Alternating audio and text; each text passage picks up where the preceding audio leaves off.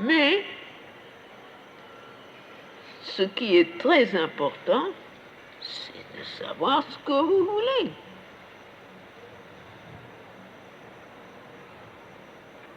Et pour ça, il faut un minimum de liberté. Il ne faut pas être sous une compulsion ou une obligation. Il faut que vous puissiez faire les choses de bon cœur. Si vous êtes paresseux, eh bien, vous saurez ce que ça veut dire d'être paresseux. Vous savez, dans la vie, les paresseux, ils sont obligés de travailler 10 fois plus que les autres. Parce que ce qu'ils font, ils le font mal. Alors, ils sont obligés de le refaire.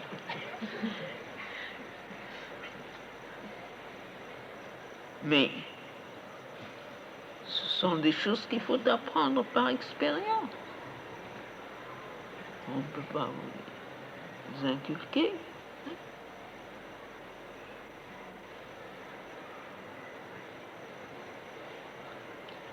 L'esprit, si on ne le tient pas, c'est quelque chose de flottant, d'imprécis.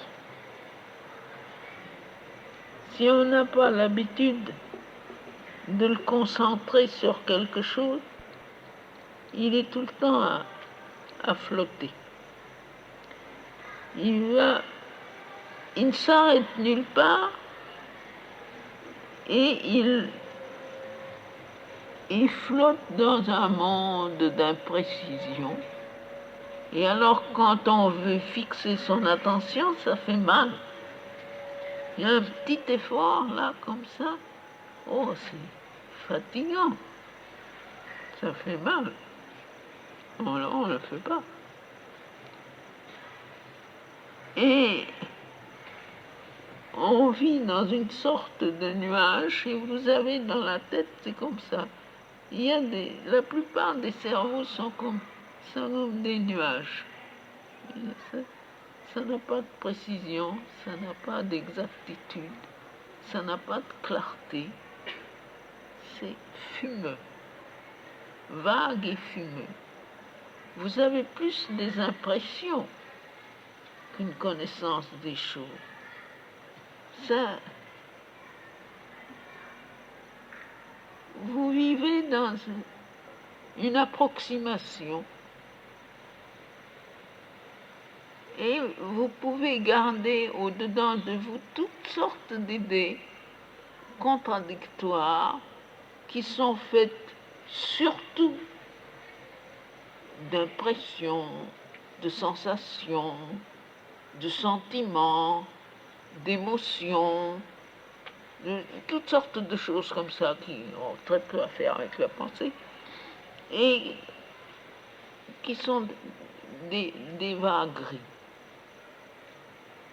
Mais que si vous voulez arriver à avoir une pensée précise, concrète, claire, déterminée sur un point, il vous faut faire un effort.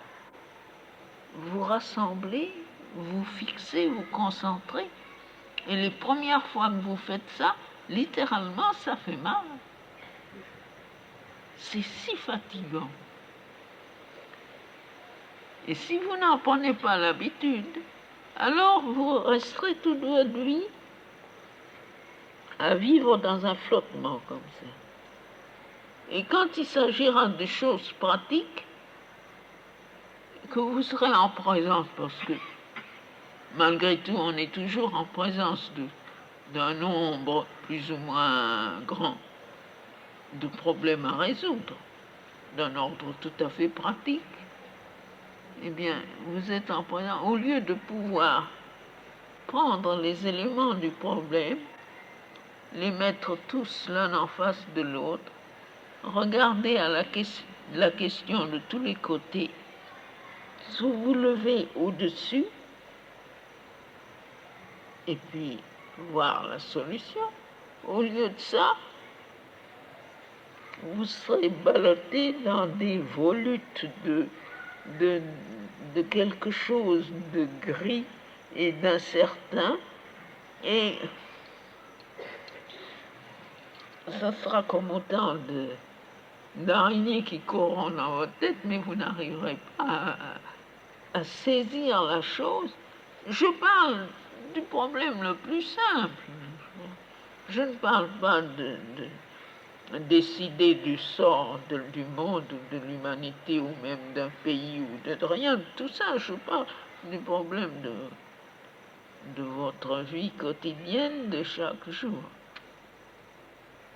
Ça, ça, ça devient quelque chose de tout à fait cotonneux. Eh bien, c'est pour éviter ça qu'on vous dit quand votre cerveau est en train de se former, au lieu de se laisser se former avec ses habitudes et cette qualité-là, tâchez de lui donner un peu d'exactitude, de précision, de capacité de se concentrer, de choisir, de décider, de mettre les choses en face les unes des autres, d'utiliser la raison, parce qu'il est bien entendu que la raison n'est pas la capacité suprême de l'homme et qu'elle doit être surpassée, mais il est de toute évidence que si vous n'en avez pas, vous vivrez une vie tout à fait incohérente.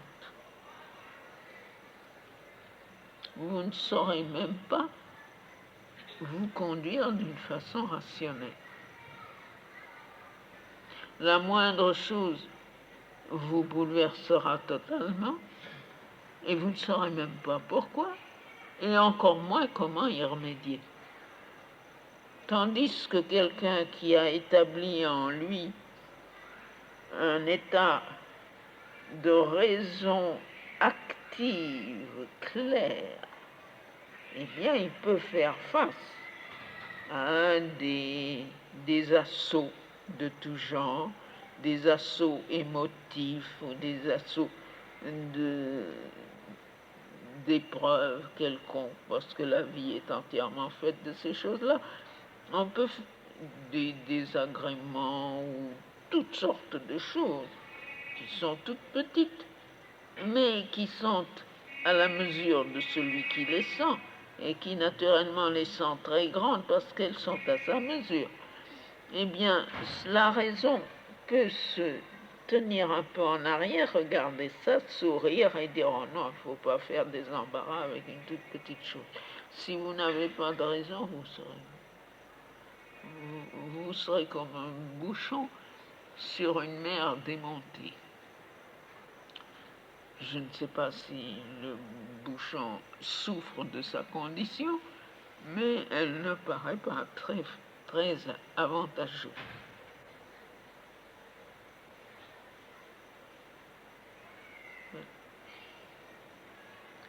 Maintenant, après avoir dit tout ça, et je vous l'ai dit une fois, je vous l'ai dit, je pense, plusieurs fois, et je suis prête à vous le redire autant de fois que vous voulez, après vous avoir dit ça, eh bien, je tiens à vous laisser entièrement libre de choisir si vous voulez être le bouchon sur la mer démontée ou si vous voulez avoir une perception claire, précise et une connaissance suffisante des choses pour pouvoir marcher bien simplement là où vous voulez aller. Parce qu'il y a une clarté indispensable pour pouvoir même suivre le chemin qu'on a choisi.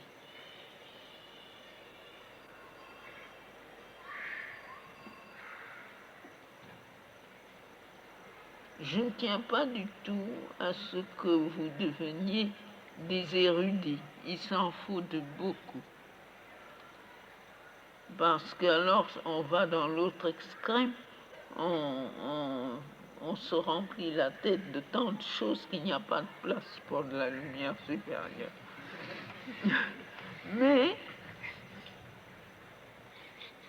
il y a un minimum qui est indispensable pour ne pas, bien pour ne pas être le bouchon.